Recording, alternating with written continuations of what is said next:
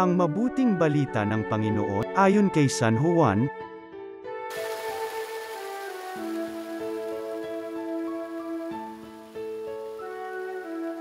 Noong panahong iyon, tumingala si Jesus at nanalangin, "Amang banal, hindi lamang ang aking mga alagad ang idinadalangin ko, kundi pati ang mga mananalig sa akin dahil sa kanilang pahayag.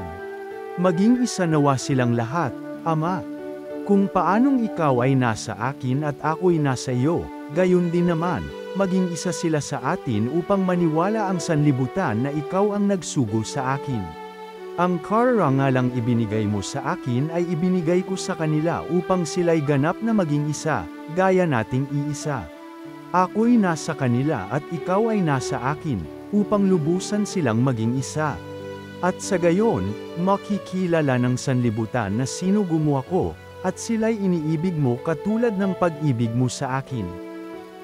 Ama, nais kong makasama sa aking kinaroroonan ang mga ibinigay mo sa akin, upang mamasdan nila ang karangalang bigay mo sa akin, sapagkat inibig mo na ako bago pa nilikha ang sanlibutan.